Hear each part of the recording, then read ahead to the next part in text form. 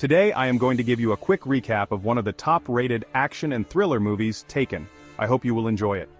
Liam Neeson's character Brian is a former government agent. For the birthday of his 17-year-old daughter Kim, he selects a karaoke machine at an electronics store. Kim's mom Lenore greets Brian coldly and criticizes his present. The daughter is thrilled with her gift, but she loses focus when her affluent stepfather Stuart presents her with a beautiful horse. Later, Brian is alone in his basic apartment.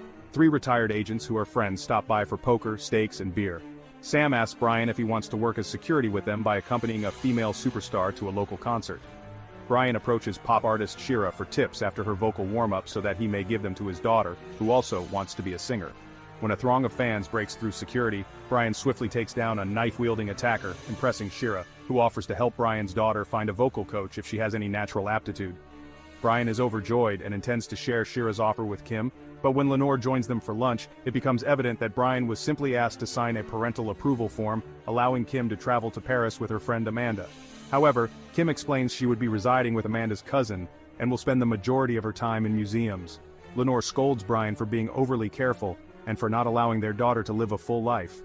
The following day, Brian arrives at Stuart's estate with the signed authorization, a prepaid international mobile phone, and the following requirements. Brian must drive Kim to the airport, he must be contacted by Kim when she arrives in Paris, and he must be contacted by Kim each night. He confronts Lenore, who confesses that the girls won't only stay in Paris, but will actually accompany the rock group U2 on its European tour. Although Brian is furious, it is too late to take any action. In Paris, while waiting in the queue for a cab at the airport, the 2 females encounter Peter, a charming young Parisian. Amanda accepts right away, and Kim agrees hesitantly. As the taxi pulls away, Peter quickly calls a number and just says, 2 girls about 18, along with the address of the apartment. Kim asks about the cousins' whereabouts upstairs.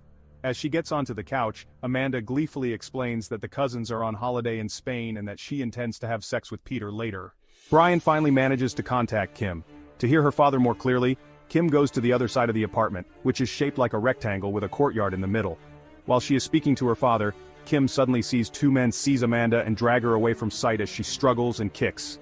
Brian instantly takes control of the situation and advises her to enter the closest bedroom and hide under the bed.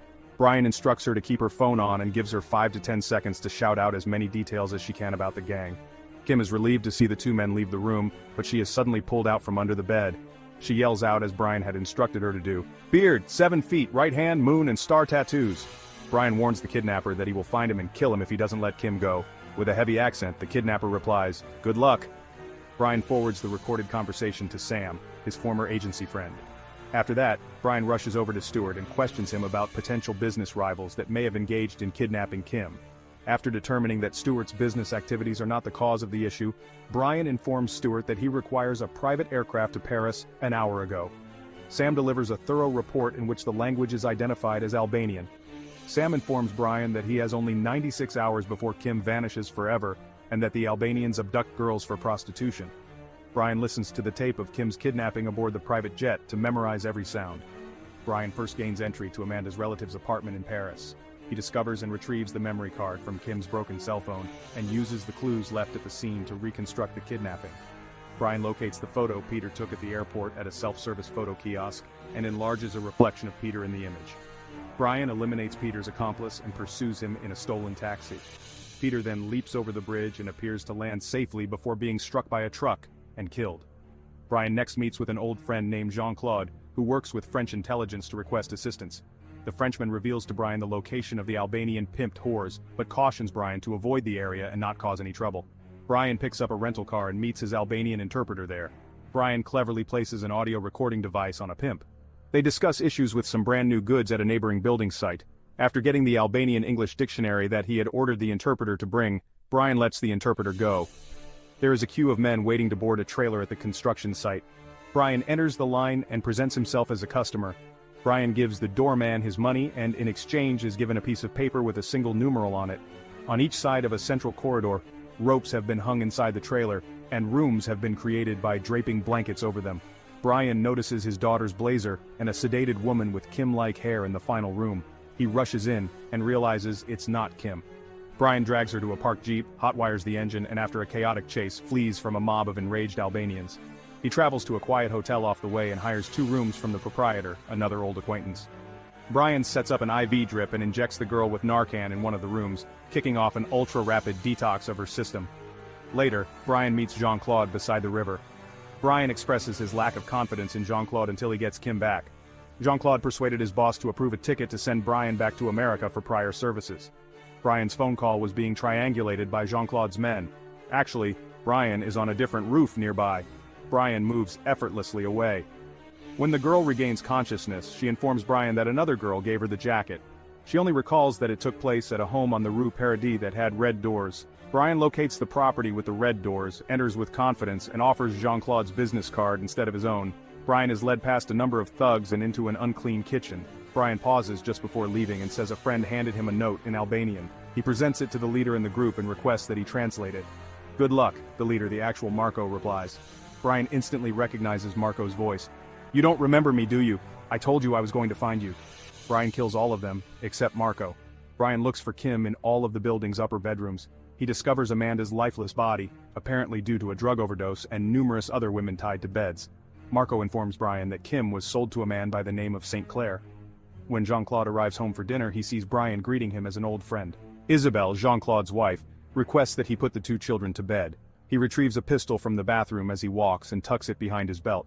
Brian casually mentions moving to Paris at the dining room table while mentioning Macon's name and the address of the Albanian pimp house. Jean-Claude draws his revolver and points it at Brian, ranting about the disparity between his compensation and his costs. Taking out his own gun, Brian shoots Isabelle once in the arm, warning that if Jean-Claude doesn't give him information about St. Clair, his next bullet will kill her. After telling Jean-Claude to apologize to his wife for shooting her, Brian pistol whips him to the ground. By assuming the identity of Jean-Claude once more, Brian gets into a party St. Clair is hosting.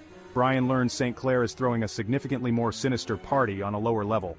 Brian dons the disguise of a waiter and enters one of a number of similar rooms that surround an open stage, one of which is dark and faces a glass wall. The last and prettiest woman of the night's sale is announced by the auctioneer.